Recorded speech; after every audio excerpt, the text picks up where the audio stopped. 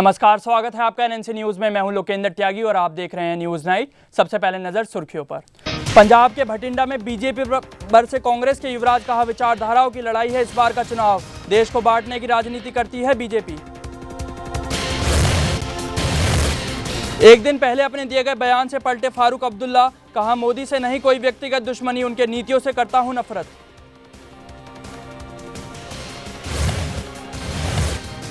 गाजीपुर में कैबिनेट मंत्री ओम प्रकाश सिंह भूले अपनी मर्यादा, केजरीवाल को बताया बीजेपी का अवैध बच्चा तो मोदी को कहा गुजरात का खूनी। और उज्जैन के शिप्रा नदी में सोमवती अमावस्या के मौके पर श्रद्धालुओं ने लगाई आस्था की डुबकी, स्थानीय प्रशासन ने किए सुरक्षा के पुख्ता इंतजाम।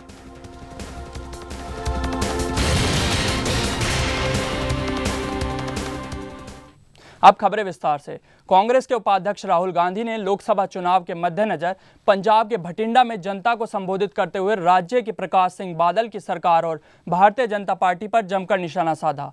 राहुल गांधी ने कहा कि देश में हो रहे चुनाव में दो विचारधाराओं के बीच लड़ाई चल रही है। एक कांग्रेस की है जो कि सबको साथ लेकर चलने की लड़ाई लड़ती है, और दूसरी ओर बीजेपी और शिरोमणि अकाली दल है कि विचारधारा है जो लोगों को अलग थलग करने की राजनीति करती है। तो वहीं प्रदेश में बढ़ते नशे के कारोबार के लिए राज्य सरकार को जिम्मेदार ठहराया। तरफ से हमारे प्यारे कैंडिडेट हैं, साझा उम्मीदवार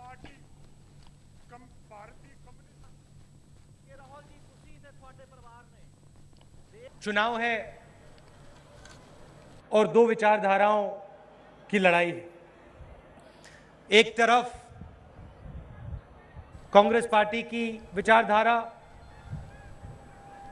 मनप्रीत बादल जी की विचारधारा, और दूसरी तरफ विपक्ष की अकाली दल बीजेपी की विचारधारा।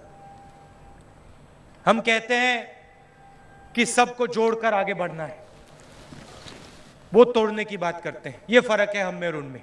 बहाना लगाएंगे कि भैया नशा का प्रॉब्लम है, मगर अकाली दल की गलती नहीं है, यहां की सरकार की गलती नहीं है, तो किसकी गलती है?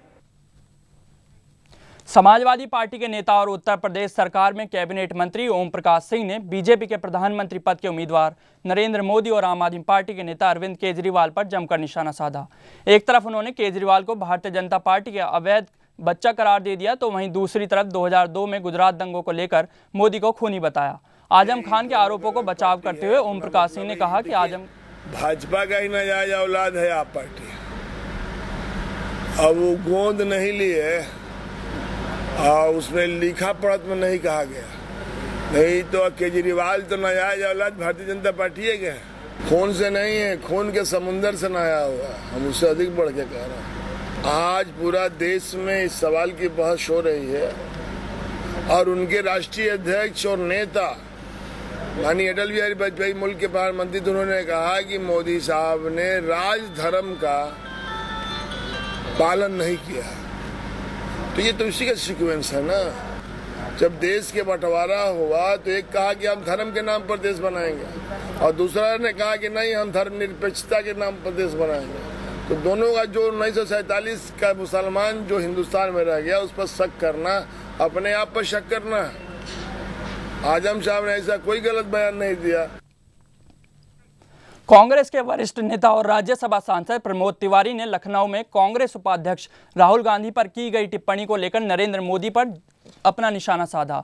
प्रमोद तिवारी ने कहा कि नरेंद्र मोदी नेहरू गांधी परिवार से डर गए हैं, तो वहीं बाबा रामदेव के कांग्रेस उपाध्यक्ष गांधी पर दिए गए आपत्तिजनक बयान पर तिवारी ने कहा कि रामदेव की इस बयान की जितनी निंदा की जाए उतनी कम है।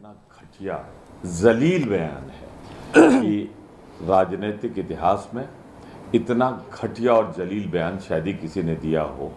एक तरफ उन्होंने दलित महिलाओं के चरित्र पर शक किया है और उन्हें उनका मजाक उड़ाया है, वहीं भारत के ऐसे परिवार के जिसकी पिता ने और दादी ने देश के लिए जान लुटाई हो, मैं उन्हें सलाह दूंगा दुनिया को बाद में योगा सिखाएं, एक योगा वो सीख लें कैसे जुबान पे नियंत्रण होता है। भारतीय जनता पार्टी के अध्यक्ष और लखनऊ लोकसभा सीट से पार्टी के उम्मीदवार राजनाथ सिंह ने पार्टी के कई वरिष्ठ नेताओं के साथ आज लखनऊ में रोड शो किया। राजनाथ सिंह के साथ रोड शो के दौरान मध्य प्रदेश के मुख्यमंत्री शिवराज सिंह चौहान, पूर्व भारतीय जनता पार्टी के राष्ट्रीय अध्यक्ष नितिन गडकरी और लालजी टंडन भी साथ रहे। आपको बता दें कि लखनऊ से पहले पूर्व प्रधानमंत्री अटल बिहारी वाजपेयी लोकसभा से चुनाव जीतते रहे हैं, लेकिन फिर उनके बाद से पार्टी के नेता लालजी टंडन चुनाव जीते थे और वह वर्तमान सांसद भी हैं।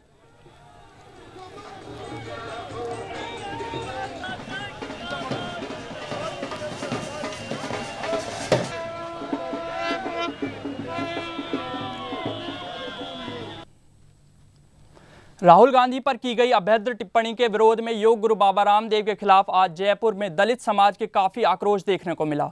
जयपुर में विभिन्न दलित संगठनों ने विरोध प्रदर्शन कर रामदेव का पुतला दहन करते हुए योग गुरु के तुरंत गिरफ्तारी की मांग की।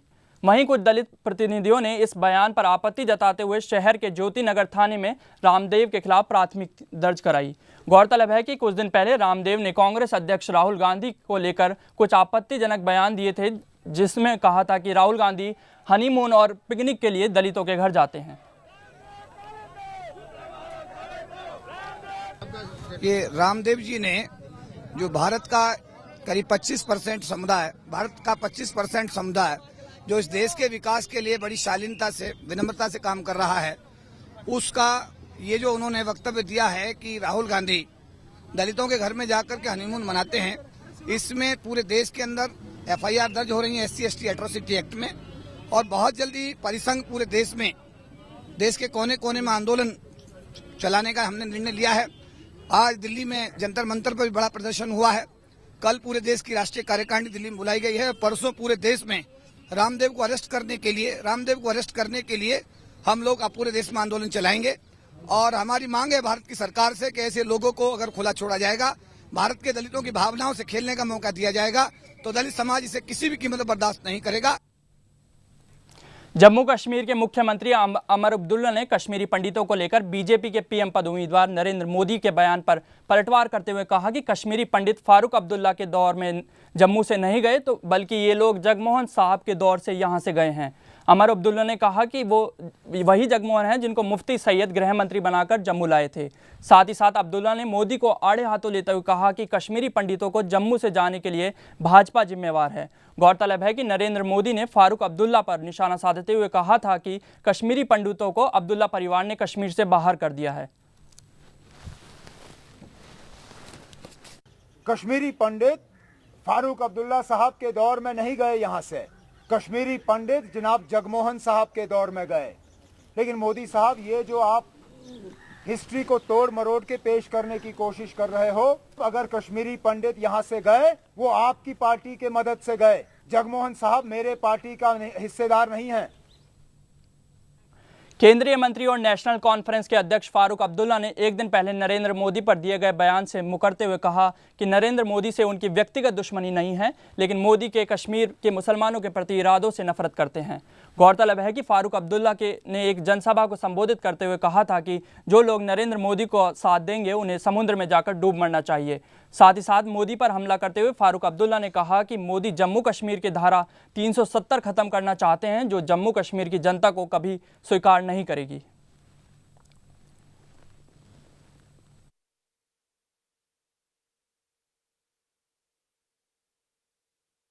हम क्यों खिलाफ हैं? हम इंसान के खिलाफ नहीं, उसके इरादों के खिलाफ, कि जो 370 है उसको खत्म किया जाए, कि हमारा झंडा उतारा जाए और हम लोग उनके गुलाम हो जाए। ये जम्मू कश्मीर का आवाम कबूल करने के लिए तैयार नहीं है। बढ़ते हैं अगली खबर की ओर। कांग्रेस नेता और फिल्मी अभिनेत्री नगमा कांग्रेस के प्रत्याशी मधुसूदन मिस्त्री के चुनाव प्रचार के लिए बड़ोदरा पहुंची, जहां मीडिया से बात करते हुए बीजेपी पर जमकर निशाना साधा। नगमा ने कहा कि भाजपा के लोग बार बार कह रहे हैं कि मोदी की लहर नहीं है, ये सुनामी है, लेकिन उन लोगों को शायद सुनामी का अर्थ नहीं पता। सुनामी सिर्फ बर्बादी का प्रतीक है जो हर चीज को बर्बाद कर देती है, और मोदी की यह सुनामी बर्बादी का ही एक संकेत है। मोदी पर हमला करते हुए कहा कि अगर देश में उनकी लहर है तो उन्हें चुनाव लड़ने के लिए सुरक्षित सीटों की क्यों तलाश है। लेकिन शायद वो सुनामी का अर्थ ठीक तरह से जानते नहीं। सुनामी बुराई को हटाने का नहीं है, सुनामी जो है वो बुराई का कहर है और ये सच है। अगर वो साधारण इंसान है तो इतने पैसे एक इलेक्शन में क्यों खर्चा कर रहे हैं? उज्जैन के शिप्रा नदी में सोमवती अमावस्या के मौके पर श्रद्धालुओं ने पावन नदी के भक्ति और श्रद्धा के भाव से डुबकी लगाई। सोमवती अमावस्या का हिंदू धार्मिक कैलेंडर में अहम स्थान माना गया है और इस दिवस को यदि श्रद्धालु शिप्रा नदी में भक्ति भाव से स्नान और पूजा अर्चना करते हैं तो उन्हें दुख दर्दों और कष्टों से छुटकारा मिल सकेगा, ऐसा शास्त्रों में कहा गया है। इस विशेष अवसर पर स्थानीय प्रशासन की तरफ से सुरक्षा के खास प्रबंध किए गए हैं और किसी तरह की अप्रिय घटना से बचने के लेकर पुलिस बलों की संख्या इस इलाके में बढ़ा दी गई है।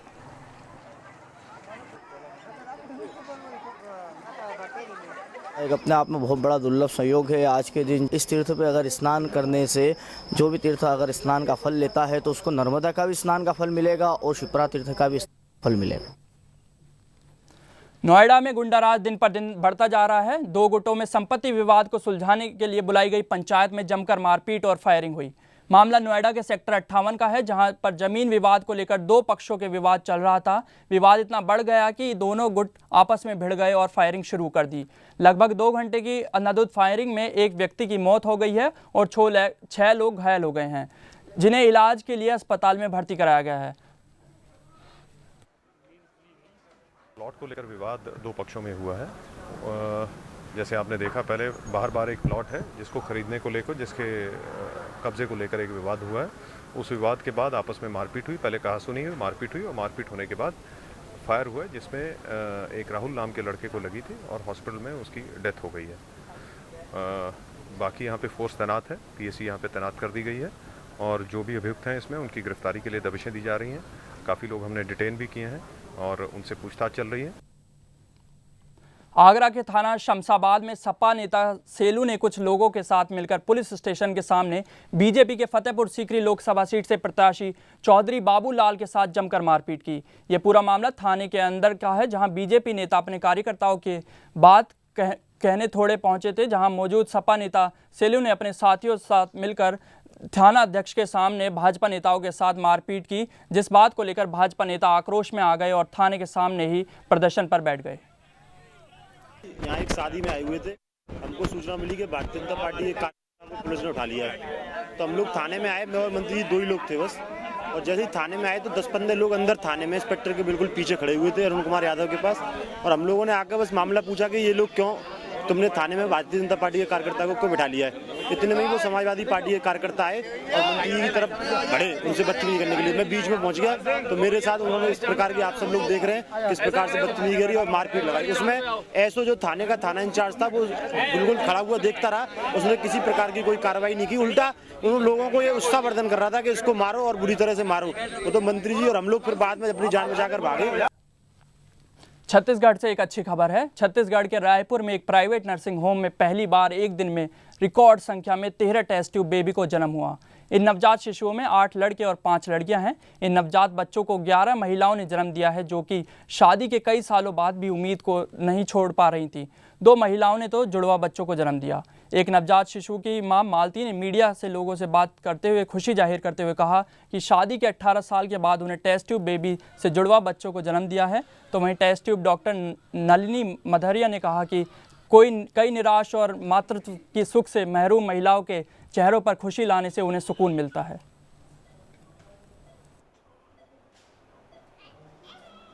सारे के सारे जो बच्चे हैं वो पूर्ण रूप से स्वस्थ हैं। सबका वजन 2 से 3 किलो के बीच में है। इतनी उम्र की माताओं मतलब महिलाओं का गर्भ धारण करना और उस गर्भ धारण को सफलतापूर्वक 9 माह तक लेके जाना अपने आप में एक बहुत बड़ा चैलेंज होता है। इतना खुशी लगा थे कि मेरा नींद नहीं आया था लड़का वाला देख के। मुंबई में श्री सत्य साईं बाबा की 3री महासमाधि की पुण्यतिथि के मौके पर श्री सत्य साईं बाबा कॉन्सर्ट का आयोजन किया गया। इस मौके पर बॉलीवुड की अभिनेत्री ऐश्वर्या राय बच्चन भी मौजूद रहीं। आपको बता दें कि इस समारोह का आयोजन national sports club of India के द्वारा किया गया था। इस समारोह का उद्घाटन महाराष्ट्र के पूर्व मुख्यमंत्री अशोक चौहान, संतूर वादक शिव कुमार शर्मा के साथ ऐश्वर्या राय बच्चन ने किया। समारोह में मशहूर गजल गायक पंकज उदास, भजन गायक अनूप जलोटा और पार्श्व गायक ऋचा शर्मा भी मौजूद रहे।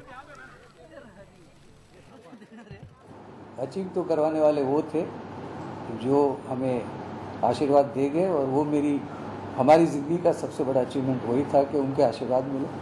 आज की शाम जो मैं कर रहा हूँ वो ये कर रहा हूँ कि मैं उनका धन्यवाद अदा कर रहा हूँ, मैं उनका शुक्रिया अदा कर रहा हूँ। हम लोग कुछ मेहनत नहीं करते, बाबा शक्ति देते हैं, बरसों से दे रहे हैं और आगे भी देते रहेंगे क्योंकि वो हमारे साथ हैं। बाबा बिल्कुल हमसे दूर नहीं है। हमने एक दिन भी ये फील नहीं किया कि बाबा हमारे साथ नहीं है, वो हमारे साथ हैं। मैं तो पिछले 50 साल से बाबा की शरण में हूँ। मैं सिर्फ 10 साल का था जब बाबा लखनऊ आए थे और मैंने उनका आशीर्वाद लिया था। फिलहाल खबरों में इतना ही। देश विदेश की सभी खबरों के लिए देखते रहिए न्यूज़ नाइट। मुझे दीजिए इजाजत। नमस्कार।